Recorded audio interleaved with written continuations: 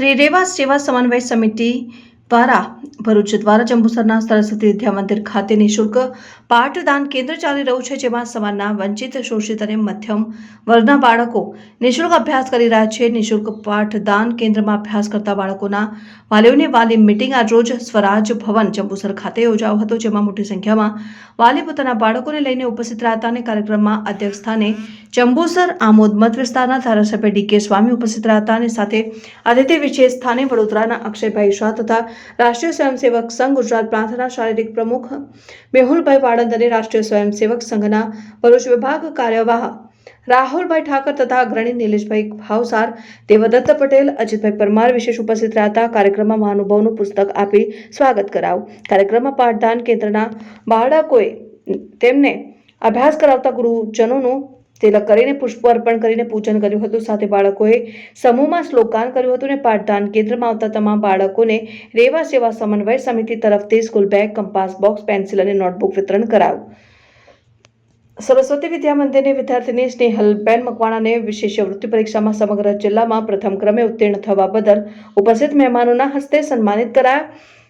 ઉપસ્થિત મહાનુભાવોએ પોતાના ઉદ્બોધનમાં શિક્ષણ સાથે સંસ્કારના સમન્વયથી સમાજ ઉત્થાન આ કાર્યને બિરદાવ્યું અને પાઠશાલા પાઠદાન કેન્દ્રમાં સેવા આપતા શિક્ષકોને ધન્યવાદ આપ્યા. કાર્યક્રમમાં રાષ્ટ્રીય સ્વયંસેવક સંઘના સેવા વિભાગ તરફથી ચાલતા મેડિકલ સાધન સહાય સેવા, એમ્બ્યુલન્સ સેવા, બ્લડ ડોનેશન સેવા, આયુર્વેદિક પેટી સેવા જેવા વિવિધ સેવા કાર્યોની માહિતી આપવામાં આવી હતી અને સૌ કલ્યાણ મંત્ર કરી છૂટા પડ્યા હતા. પ્રથમ ક્રમાંક મેળવ્યો હતો. આવી જ એક પરીક્ષા મેં પહેલા પણ આપી હતી ધોરણ 6 માં, પરંતુ તેમાં મેં મારા જે સફળતાની ઊંચાઈઓ ચૂમવામાં થોડીક પાછળ રહી ગઈ હતી. તે આ પરીક્ષા ખૂબ જ સ્પર્ધાત્મક હોય છે, જેમ કે અત્યારનો યુગ ખૂબ સ્પર્ધાત્મક બની ગયો છે અને આ સ્પર્ધાત્મક યુગમાં જો આપણે આગળ રહેવું હોય, જો બધાની સાથે હાથ મળાવીને ચાલવું હોય, તો આપણે આવી સ્પર્ધાત્મક પરીક્ષાઓ આપવી પડશે.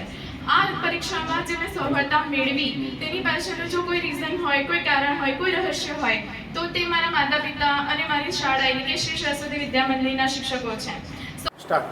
નમસ્કાર. શ્રી રેવા સેવા સમન્વય સમિતિ ભરૂચ સંચાલિત પાઠદાન કેન્દ્રનું એક પ્રકલ્પ જંબુસરમાં ચાલી રહ્યું છે, જે અંતર્ગત આજરોજ વાલી મિટિંગ બોલાવવામાં આવી હતી. સાથે સાથે જે બાળકો અત્રે પાઠદાન કેન્દ્રમાં આવે છે તેઓનું બેગ વિતરણ પણ કરવામાં આવેલું છે. બેગની સાથે એનો કંપાસ બોક્સ અને નોટ છે, પેન્સિલ છે, આ પ્રકારના સાધનોની કીટ એ બાળકોને આપવામાં આવેલી છે. આ કાર્યક્રમમાં આ વિસ્તારના ધારાસભ્ય શ્રી માનનીય ડી.કે. સ્વામી શ્રી તથા આ રેવા સેવા સમન્વય સમિતિ ટ્રસ્ટના ટ્રસ્ટી શ્રી મેહુલભાઈ વાળંદ પણ ઉપસ્થિત રહ્યા હતા.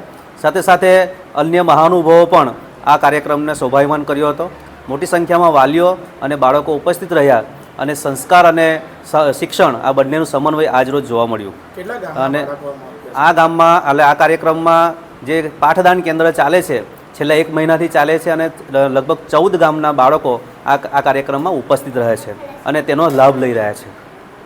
સાથે સાથે આ પાઠદાન કેન્દ્રમાં વેલ ક્વોલિફાઈડ શિક્ષકો અમે નિમણૂક કરેલી છે કે જે આ વંચિત, શોષિત અને ઉપેક્ષિત સમાજ જે છે, જેને ખરેખર શિક્ષણની જરૂર છે, તો આવા બાળકોને શિક્ષણનું પૂરું પાડવા માટે અમે વ્યવસ્થા ઊભી કરેલી છે. આવવાનું હતું પણ ભરૂચની અંદર મીટિંગ લાંબી ચાલી સંકલનની, પણ છતાંય વચ્ચે મેં ફોન કર્યો નિલેશભાઈને અને એમને બેઠકમાં હશે એટલે ઉપાડ્યો ને, એટલે હું છટકવાનો હોતો નિલેશભાઈ કે કદાચ પ્રોગ્રામ પૂરો થઈ ગયો હોય તો હું આમોદ પહોંચ્યો છું, નહીં આવું તો ચાલશે. પણ હવે એવું લાગે છે કે જો ના આવ્યો હોત તો ખૂબ મોટું છે ને કે આ લાભ લેવાનો હતો એ ના મળે. અહીંયા આવીને ખૂબ આનંદ થયો. અને આમ તો આજનું જે શિક્ષણ છે એ ખૂબ જ મોંઘું છે. આમ મોંઘું અને એમાં કઈ હોતું નથી એવું હોય છે. હમણાં જેમ નાના નાના બાળકો 7 દિવસની અંદર જેવો શ્લોક બોલ્યા, ગણપતિની સાધના, હનુમાનજી મહારાજની સાધના, સરસ્વતીજીની સાધના, સાથેના જે શ્લોકો બોલ્યા ત્યારે આપણું હૃદય પ્રફુલ્લિત થાય, આપણને એમ થાય કે ના, આપણું ભાવિ એક સારા રસ્તે અને જે આ દેશને જરૂર છે એવા રસ્તે જઈ રહ્યા છે. આજે શિક્ષણ મેળવીને એક જ એડ આવે, તમે વિડીયોમાં જોતા હશો, 25,000 લાઈનમાં લાગી જાય. આજે શિક્ષણ છે પણ સંસ્કાર નથી. આજે શિક્ષણ છે પણ એની અંદર સાધના નથી. આજે શિક્ષણ છે પણ એની અંદર ગણતરી નથી. એવું શિક્ષણ લઈ અને આ દેશની અંદર હજારો લોકો આજે લઈને ફરી રહ્યા છે. આજે એમને નોકરી મળતી નથી. એનું કારણ એવું છે કે એની પાછળ સંસ્કાર, એની પાછળ શિક્ષણ, એની પાછળ ઘડતર, આ બધું જ આજના સમયમાં જે જરૂર છે, આજે ખૂબ જરૂર છે. આજે શિક્ષણ ભણેલા નથી એવું છે જ નહીં. આજે ખૂબ ભણેલા છે લોકો, પણ ગણેલાય નથી અને સંસ્કારી નથી, અને ખાલી ફક્ત એમની પાસે ડિગ્રી છે. અને આજનો સમય છે ને સ્કિલ બેઝ. હમણાં એક નાની બાલિકા બોલી ત્યારે કે છે, ભારત માતાની કસમથી કહું છું કે આ છોકરી કા કલેક્ટર કા આઈપીએસ બને એવી છે, જો એના મમ્મી પપ્પા એને બરાબર. કારણ કે એમને જે બોલવાની સ્ટાઇલ, એમનું જે શાબ્દિક જે કહે છે સમન્વય, એ એકદમ પરફેક્ટ હતું. આપણને એવું લાગે કે આ જંબુસરનું ગૌરવ વધશે.